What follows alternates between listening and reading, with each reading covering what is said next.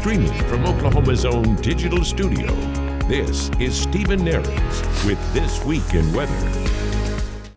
Hey everyone, Meteorologist Stephen Nehrenz here. Thanks for joining me on This Week in Weather on this July 22nd. Always appreciate you tuning in for our segments here from the News on 6 digital studio and streaming our YouTube channel as well. As I always start with, as we get into the forecast and the week ahead, everything else just a second. Of course, you know where to find me for questions, comments, suggestions on what you'd like to see discussed here on This Week in Weather, whether it's, our local weather here, if there's something fascinating around the country that maybe you're not hearing a whole lot about or you want to know more about weather-wise. I'd love to, discuss some of those topics. If you've got interesting sights, interesting things that you've seen, cloud formations. I did that a couple weeks ago. We talked about some interesting clouds folks were seeing and kind of breaking down, okay, what exactly is this? Whatever it may be that you would like to hear discussed on This Week in Weather.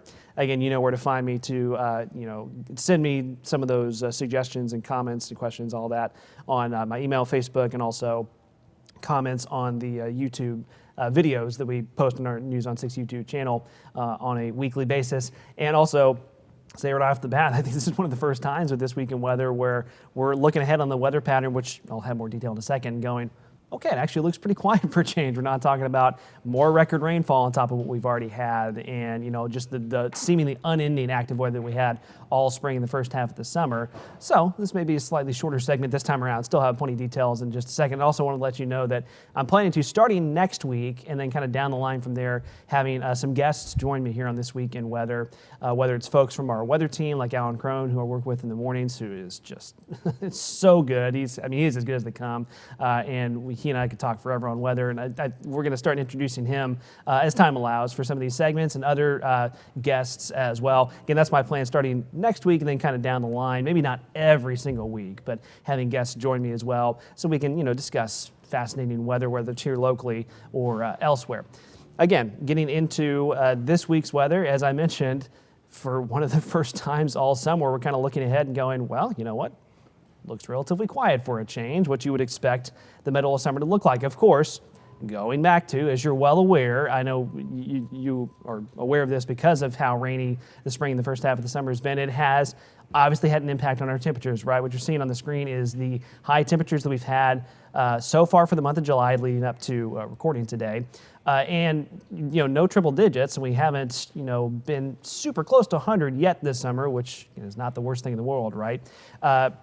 And you can see all the different colors on the screen there. Basically, the way we have that calendar graphic set up there is anything with the blue boxes would be high temperatures that are at least a couple degrees below the average or the normal high for this time of year. Normal high for July is ranging into the low 90s and then into the mid 90s by the latter half of the month. And notice where the first half of the month was. Those blue boxes, the gray boxes are those highs that are basically very, very close to within like a degree or two of, or about a degree, within a degree of normal. Notice where the first half of the month has been. And those yellow boxes would be highs that may be a couple degrees above that average or normal. Up to this point in the month, you can see which way we have tilted, right? And once again, that was very heavily influenced, as you're, I'm sure not surprised, was very heavily influenced by all the rain that we've had. You can go ahead and expect that the last week-ish or so of the month, we're going to, I think, start tilting the other direction towards the hotter time frame, the hotter portion, hotter temperatures. There we go. Let's see if I can spit that out. With a drier weather pattern starting to settle on in, I think we're going to see more and more of that typical summer heat taking hold a little bit more. And eventually that could introduce some triple digits as well. So I won't bury the lead as far as the heat over the next several days. What you're seeing on the screen there, the yellow is the high temperature forecast, the red, the heat index forecast. Yeah, it's going to stay steamy for a while with highs mid to upper 90s common this week. And as we head towards the weekend and the first half of next week, the longer we go with these hot and dry days, dry meaning, no rain. I know it's still muggy, but the longer we go with the heat and no rain, the more we will eventually dry out a little bit more. That may start to bring the humidity down a little bit, and that's when the temperatures climb a bit more. So all that to say, I think by this weekend or next week, we may start to see finally our first 100-degree days of the summer on the map. Now, I did want to talk about, we discussed this on air quite a bit, but, with the summertime muggies that we have, how muggy it has been this summer. And, a lot of our summers up to this point are usually fairly humid. And why that's so important, because you hear us talk about, okay, well, the temperature's this, but the heat index is this. And you're going, okay, well, why is that so important? Some of you have probably heard this description and breakdown. Some of you may not. The long and short of it is when, you kind of the common thing that a lot of us will say, it's the heat, but boy, it's the humidity. And that really is true. The long and short is heat and high humidity is going to have a different impact on your body than heat and lower humidity. So the summertime high humidity that we've had, that leads to that higher heat index, the higher, feels like temperature that you also hear it called. The reason that's so important is because it impacts how your body cools through evaporation. So, when you're outside on a hot day and you're sweating in the heat, that's your body trying to cool itself off through evaporation. When you sweat, that's evaporative cooling, and that works to slightly cool your body down. When the air is drier, it's lower humidity, that allows that evaporation from that sweat to happen more effectively. That helps you feel at least slightly cooler. When the humidity is higher, it's the summertime muggies that we've been in here for a while, the sweat evaporation does not happen as efficiently. So you sweat and sweat, but it's not evaporating off your body as efficiently. So it's not cooling your body as efficiently as it could. At least your body, temperature staying warmer, it makes you feel more uncomfortable. That's part of the reason why, when we've got the summer heat and humidity, the high humidity, I should say, is it pushes the heat stress level even higher. And so we talk about heat exhaustion and safety, and I know that these are all things that are very obvious, but it's just things that we have to reiterate every year because they are things that catch people off guard every single year, unfortunately. Obviously, the deal with your outdoor activities about staying hydrated, not only during the day, but we talk about this, Alan harps on this a lot for good reason, pre-hydration. If you got outdoor plans tomorrow, you start hydrating with water today so that your body is more efficiently hydrated leading into that. Obviously, you want to take as many breaks as you can and, kind of tilt towards, if you have outdoor activities, especially during the peak heat of the day, that over, an hour or two, the amount of time that you're taking breaks should outweigh the amount of time that you're doing those strenuous activities. Obviously, lightweight, light-colored clothing, that makes a big difference too. I think that's one of a few things, if not many things, that some folks take for granted, just even the types of clothing that they're wearing. The light-colored clothing really can make a difference in not trapping as much heat on your body. Of course, we talk about car vehicle safety. Unfortunately, we have to talk about that every year. Please, please, please, please never leave children, pets, any family members in the cars while you're running those errands. Unfortunately, every single year there are, terrible instances of that causing serious problems or even, deaths, fatalities, unfortunately. Things to keep in mind also when you talk about heat stress and heat stroke. And again, these are the things we discuss a lot in the summertime, and they're always worth reiterating.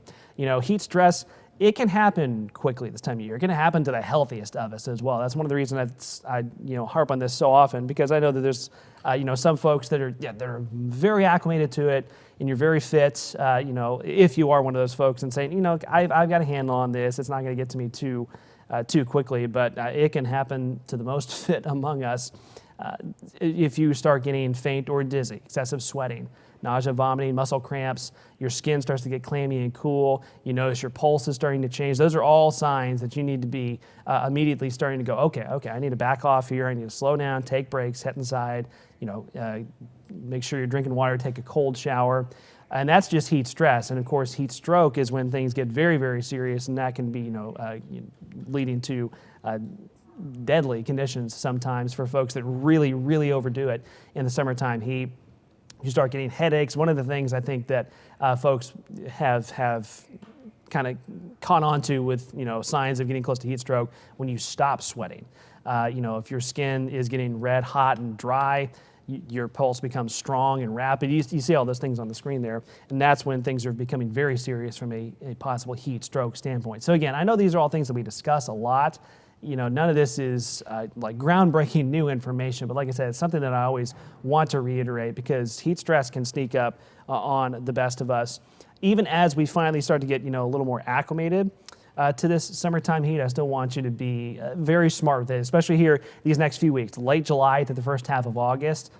It's called the dog days of summer for a reason, right? This is when really the heat starts to take over and can become oppressive at times. And we're finally into that pattern where the heat dome is taking over.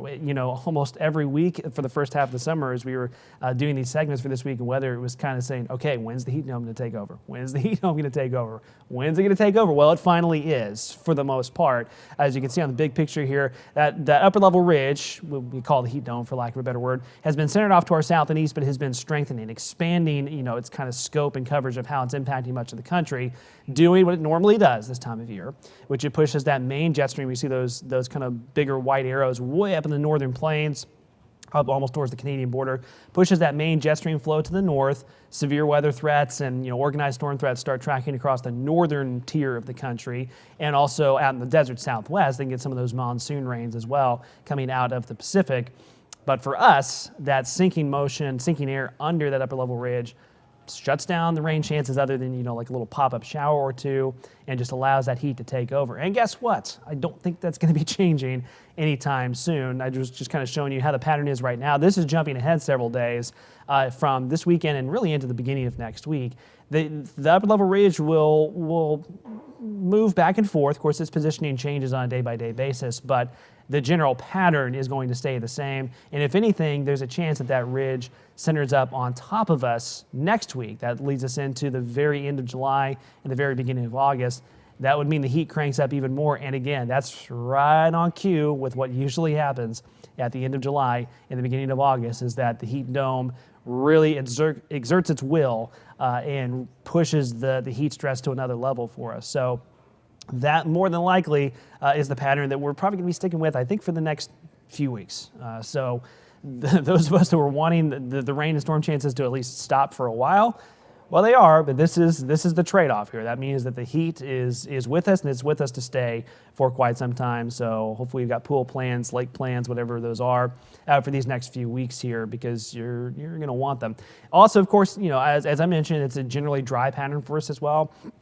What you're looking at, forecast rainfall for the next at least 7 days. And you can kind of tell where you start to see the blues and the reds and purples. That's the higher rainfall totals. And you can tell how those follow that jet stream track across the northern plains into portions of the Midwest as well. You also notice some moisture down in the Gulf region, the regions, Louisiana, Alabama, Mississippi, Florida, those Gulf Coast regions. That's more tropical moisture. Some of that is actually that same system that was drifting around the Gulf Coast about a week ago that didn't become like a named tropical storm, but brought a lot of tropical moisture and unfortunately flooding to portions of the Gulf Coast, up into even portions of, say, Arkansas, Mississippi, and Missouri, and western Tennessee, some of those areas. That same system has been kind of circling back around and drifting around, and some of it is actually going to be, it looks like, drifting back into the Gulf through the end of the week, through the weekend. Again, the chances, at least as of now, the chances of that becoming like a named tropical system appear to be low, but it looks like that brings more tropical moisture to the Gulf. But I'll zoom in and show you the impact for us. Slim to none. It still doesn't look like that tropical moisture to our south is going to bring us anything other than maybe a spotty shower or two.